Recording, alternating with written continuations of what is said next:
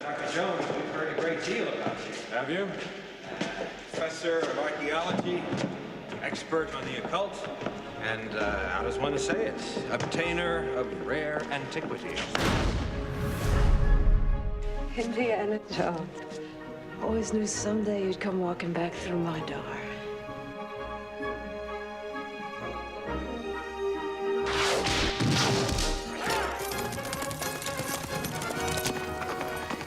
When I was done with Indiana Jones and the Last Crusade, there was a reason that I invented the shot of Harrison riding a horse into the sunset, because I thought that brought the curtain down on the trilogy, and then we were all going to move on and mature into other aspects of filmmaking, and I never thought I would ever see Indiana Jones again, which, by the way, in a sweet, nostalgic way, was fine with me at the time. But there were some people it wasn't fine with. And I think it started with the fans. And I really think that the first rumblings we heard was about 5 years later. And I was off, doing a publicity tour on a movie I had directed. But I just remember people asking me, when are you making the next Indiana Jones? Now that question followed me everywhere I went, in this country and overseas. I'd get asked the question, inevitably, sometimes not even on camera, are you going to make another Indiana Jones picture? And that was a question that was not only asked of me, but it was asked of Harrison. And I know it was asked of George Lucas. All of us have been asked that question. Harrison was the person that took it seriously. And he finally called me and said, why don't we make one of these pictures? There's a fan base out there that wants it. And my attitude was always, I've moved on and you've moved on, and I'm making these historical dramas and that sort of thing. And Harrison was tenacious, and Harrison called George and got George thinking about it. Then George called me, and he said, well, Steve, what do you want to do? It could be fun to make another movie. And I was the holdout. I was the one that said, I'm done with this series. It was great. Let's walk away. And I have to give the credit to Harrison for starting the ball rolling, and then for George in working on me to get me to consider the possibility of more stories, or at least one more story. There was an ongoing dialogue. There was a period of maybe 5 or 6 years where nobody anticipated doing another. And then we began to, each of us in our way, to think about the potential, the possibility of doing another. Having been out in the world making all kinds of other movies, I was happy to do another Indiana Jones film just because they're so much damn fun. And then in 2000, there was an AFI tribute to Harrison. And we were all sitting there in our tuxedos, and we were watching on the screen, and we were seeing all these great clips, and people were telling wonderful stories. And we sat around afterwards and we said, that was really fun. Maybe we ought to do another one, and we really ought to focus on this. And that's how it happened. One of the things that I was worried about was when we made these movies, we captured lightning in a bottle. So one of the things that struck me, though, as a concern was, will the audience accept Harrison? Because when we first began talking about making another one of these pictures, Harrison was in his mid-50s. And now he's in his mid-60s as Indiana Jones and the Kingdom of the Crystal Skull is about to open. And that was a concern for me. It was a concern when he was 55. Is he too old to play Indiana Jones? And he wasn't at 55. And by the way, he sure ain't at 65. And I'm sure he's got another 10 years left in him if he wants to do something like this again. Because Harrison was the secret weapon. And it made me realize that Harrison was the center of this piece from the very beginning. The casting of that man to play that role was the most important thing we did. And when I realized that the strength of Indiana Jones is the way we fashioned this for Harrison, that was the key for all of us. You're a teacher? Part-time. George Lucas had this idea for Indiana Jones, and it was basically, hey, let's do aliens. And I said, George, I don't want to do aliens. I've done 2 alien movies. At the time, I had done E.T. and Close Encounters of the Third Kind, not in that order, but I had done both of those pictures. And I didn't want to do any more aliens. That was it.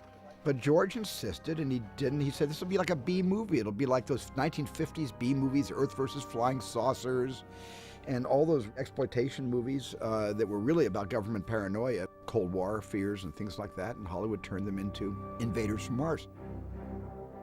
It was the idea of taking the genre from the 1930s serials, action-adventure serials, to the B science fiction movies of the 50s, in the early 50s.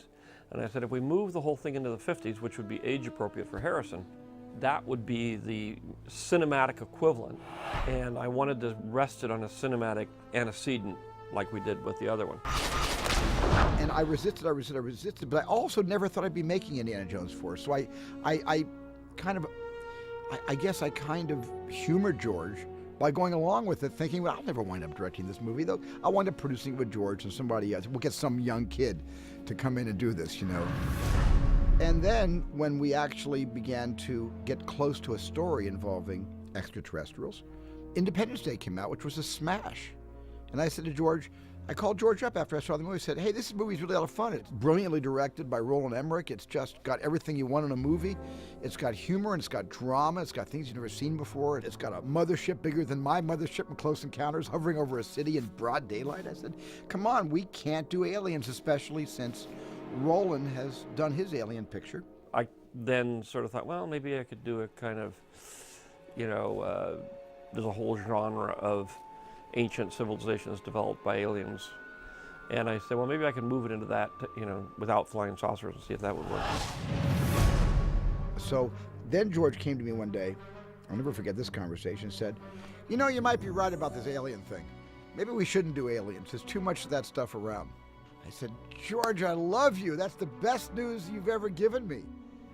He said, yeah, they're not aliens. They're kind of extra-dimensional. I said, what? He said, ever hear a string theory about different dimensions? I said, yeah.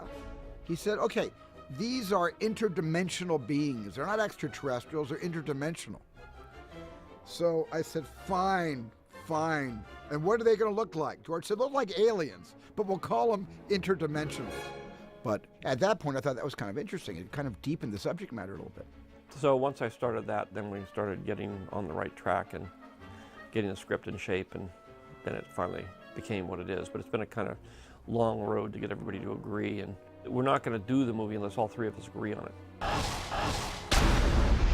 So then I had this idea to bring in Jeff Nathanson, who had done 2 scripts for me, and he put some really good ideas together and gave us some guidance, some direction, especially on the story.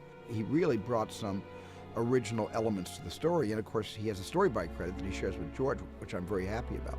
But what I did later on was I went to who I call my closer, David Koepp, who has written a number of films, starting with Jurassic Park and Lost World. David wrote War of the Worlds, which I directed, and he's an accomplished director himself. And so I went to David and I said, David, I need help. And then he wrote the script that became the movie. You kind of have to approach this movie as if the others never happened, but in the back of your mind realize that the rules were laid out previously and you still have to stick by them. So it's a bit of a balancing act, you know, and my feeling was I want to be respectful, I want to be mindful, but I also have to write something as if for the first time, you know, so try to have the audience in your head but not have them in your head. It's a real sort of tricky line that you got to walk. I think David's sense of humor is the key to the way that he writes. I think that's what makes his characters so endearing and accessible and entertaining. So the fact that he also has this incredible ability to write action and understand, you know, the structure of how that works and how you build upon action and how you make things more exciting and suspenseful and all of those things. At the end of the day, it's all about the characters.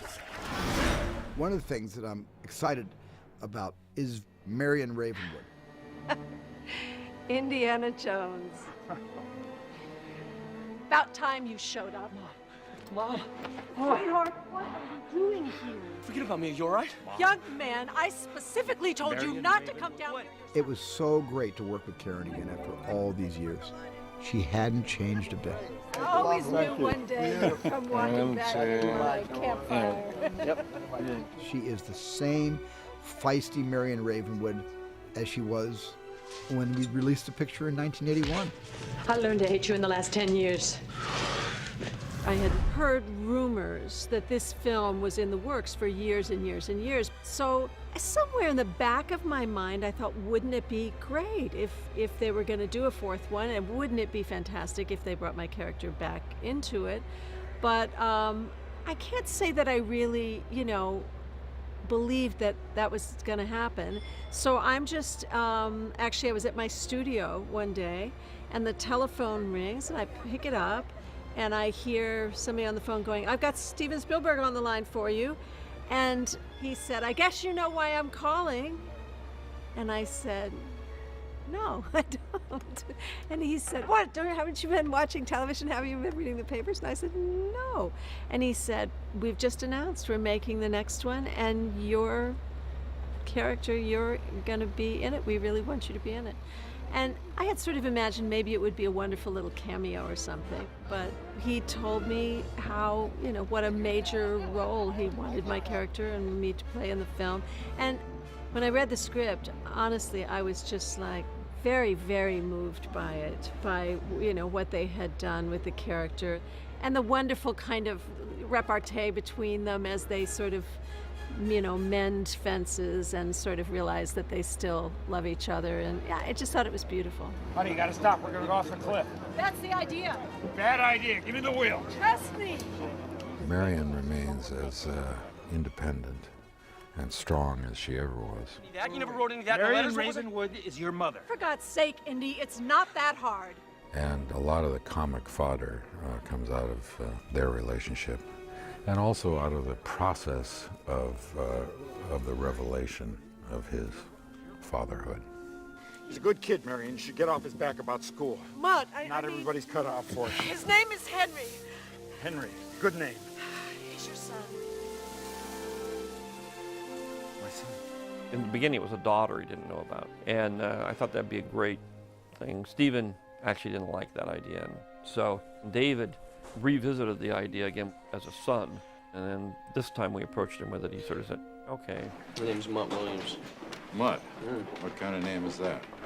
That's the one I picked. You got a problem with it? In the beginning, it was approached kind of as he was a nerd. He's kind of a straight-laced kid that wore suits and things. And then later on, we decided that that isn't really the way it should work. It should work that he's the wild kid, which is what Indy was to his father. Dad! Oh. It's important. Wait. No, Dad, you listen. Junior! So just like he was to his father, that's kind of going off and doing all the wrong things and disobeying and doing all this stuff. Now Indy's faced with the same mess. Get on, Gramps! The curse returns in the form of his son. So what are you, like 80? I always like the fact that his name's Mutt, and his father figures were kind of being switched in and out of his life. And so now you got a kid who never really had a stable father, who had a mother who lived a really intense life, never really had a normal upbringing. He's kind of lost.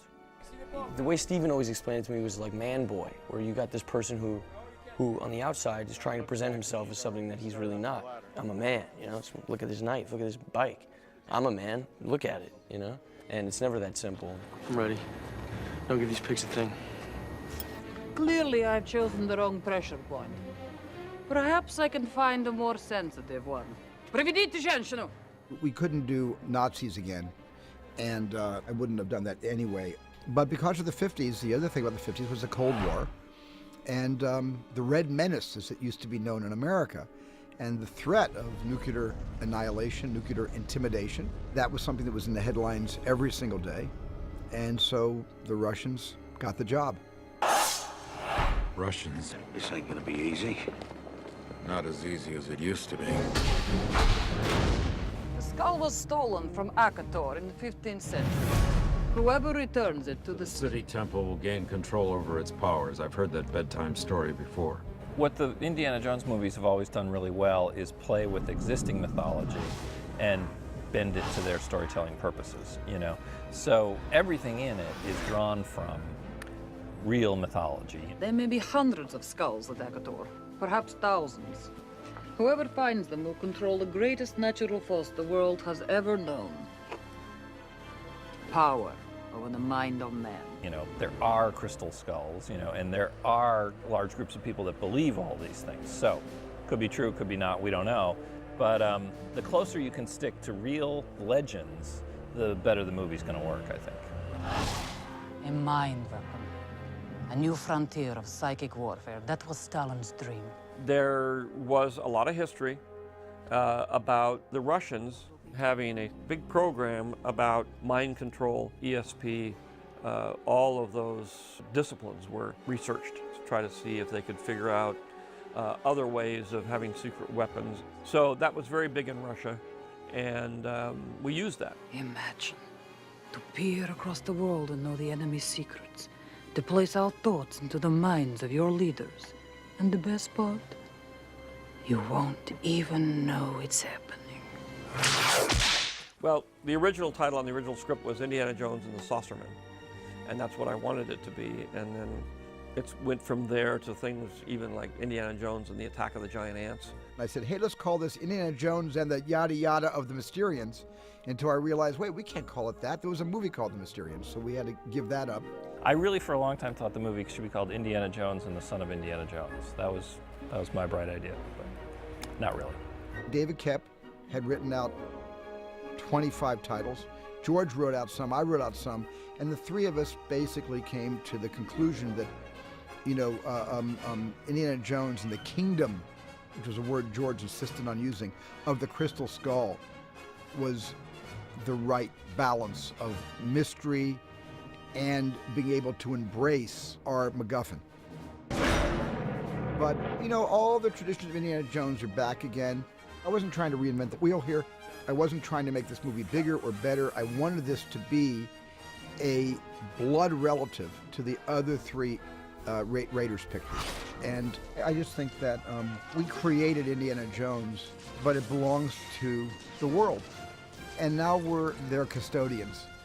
And our job really is to serve up a huge helping of not only what Indiana Jones means to older people who grew up with it, but we need to reintroduce the character to those who didn't. And so those are my responsibilities.